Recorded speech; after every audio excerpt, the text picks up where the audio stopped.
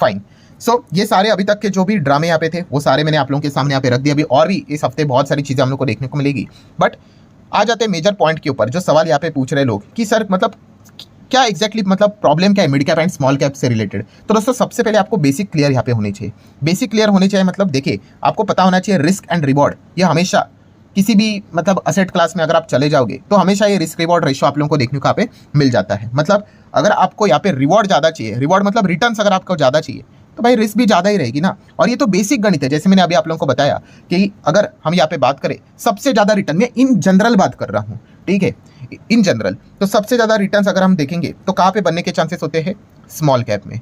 Then थोड़ा कम की अगर हम लोग यहाँ पे बात करें फिर मिड कैप में, एंड उससे भी कम लार्ज कैप में। बट लार्ज कैप में अच्छी बात क्या होती है कि भाई हाँ सेफ्टी रहेगी as compared to the mid cap, and small cap से तो और भी ज़्यादा। मतलब क्या है कि लार्ज कैप में आपके रिटर्न्स यहाँ पे कम बनेंगे बट आपका रिस्क भी कम रहेगा। मिड कैप में आएंगे तो चलो लार्ज कैप से ज़्यादा रिटर्न्स बन सकते बट रिस्क भी ज़्यादा रहेगी, एंड स्मॉल कैप सबसे ज़्यादा रिटर्न्स भी बनेंगे बट सबसे ज़्यादा रिस्क भी रहेगा। तो ये बेसिक हमें पता होना चाहिए रिस्क टू रिवॉर्ड का। अगर मैं आपको इससे रिलेटेड प्रूफ बता दूं, चलो रिवॉर्ड्स की बात कर लेते हैं। लोग क्या कर लेते हैं, सिर्फ रिवॉर्ड देख लेते हैं कि रिवॉर्ड किस में सबसे ज़्यादा मिलेगा, भाई स्मॉल कैप में, ठीक है, बट रिस्क भी तो वहीं पे ज़्यादा होगी। जैसे कि अगर मैं आपके सामने अगर डेटा रख दूं तो आप अभी यहाँ पे देख सकते हो कौन सा इंडेक्स लेवल की बात है, निफ्टी 50। अभी निफ्टी 50 क्या है, लार्ज कैप इंडेक्स ही तो है। तो पिछले 5 साल का डेटा देख लीजिए कितने रिटर्न है, मोटा मोटी 88-89% की रिटर्न है, ठीक है। अभी मिड कैप में उससे ज़्यादा होते हैं, तो ये आप देख सकते हो मिड कैप में कितने पिछले 5 साल के हिसाब से रिटर्न्स, तो 157% की रिटर्न्स है। ज़्यादा है कि नहीं, 88 मतलब आप देख सकते हो 80 का डबल लगभग 160 ही होता है। तो ज़बरदस्त रिटर्न देखने को मिल रहा है। एंड स्मॉल कैप की अगर हम बात करेंगे तो आप देख सकते हैं इतनी गिरावट के बावजूद भी कितने 5 साल में 200+% की रिटर्न है। मतलब क्या है कि स्मॉल कैप आपको ज़्यादा देगा, मिड कैप उससे थोड़ा कम, लार्ज कैप उससे भी थोड़ा कम। बट जैसे मैंने कहा कि भाई रिस्क रिवॉर्ड के साथ और क्या आ जाता है, भाई रिस्क फैक्टर भी आ जाता है। तो इसीलिए अभी की अगर हम लोग बात करें, अभी क्या हो रहा है मार्केट में, कभी ना कभी दबाव आएगा। सो जब दबाव आएगा इन जनरल तो नो डाउट लार्ज कैप के ऊपर आपको कम दबाव देखने को मिलेगा as compared to the mid cap small cap.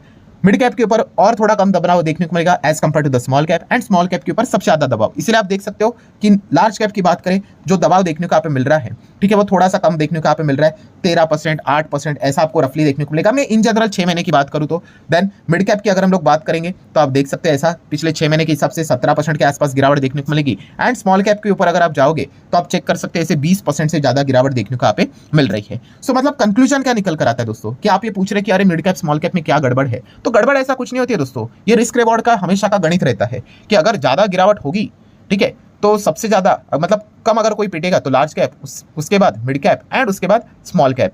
सो अगर आपको ज्यादा रिटर्न चाहिए तो जैसे कि लोग स्मॉल कैप को पकड़ लेते हैं, तो भाई जब पिटाई होगी तो उतना मेंटली स्ट्रांग भी रहना आना चाहिए कि मार खाने के लिए। ये हमेशा दस्तूर रहेगा ही रहेगा। यूजुअली लोग एक्सपेक्ट क्या करते हैं कि भाई मुझे रिवॉर्ड मिले, ठीक है, रिटर्न्स अगर मिले तो एकदम जबरदस्त हायर लेवल के मिल जाए, बट जब रिस्क हो तो रिस्क काफ़ी कम हो। भाई इतना सिंपल नहीं होता है, क्योंकि याद रखना जो भी कॉइन होता है उसके इसमें दोनों साइड पे आर लिखा होता है, सेम लिखा होता है क्या, कि अगर रिस्क भी उतना तो रिवॉर्ड भी उतना, रिवॉर्ड भी उतना तो रिस्क भी उतना। कम रिस्क लोगे तो कम रिवॉर्ड, ज़्यादा रिवॉर्ड चाहिए तो ज़्यादा रिस्क के साथ चलना पड़ेगा। और यही गणित रहता है भाई हर किसी केस में, ठीक है। इसी को हम लोग किस चीज़ के हिसाब से कहते हैं, बीटा, बीटा के हिसाब से कहते हैं। बीटा बोले तो फाइनेंस केस में बीटा को रिस्क बोला जाता है, ठीक है। अभी बीटा 0 किधर होता है, बीटा 0 मतलब रिस्क 0 तो होता है एफडी में, ठीक है, क्योंकि बट एफडी में रिटर्न्स भी कितने होंगे, फिक्स रिटर्न रहेंगे, कम रिटर्न्स रहेंगे, ठीक है। पोस्ट टैक्स रिटर्न तो और कम हो जाते हैं।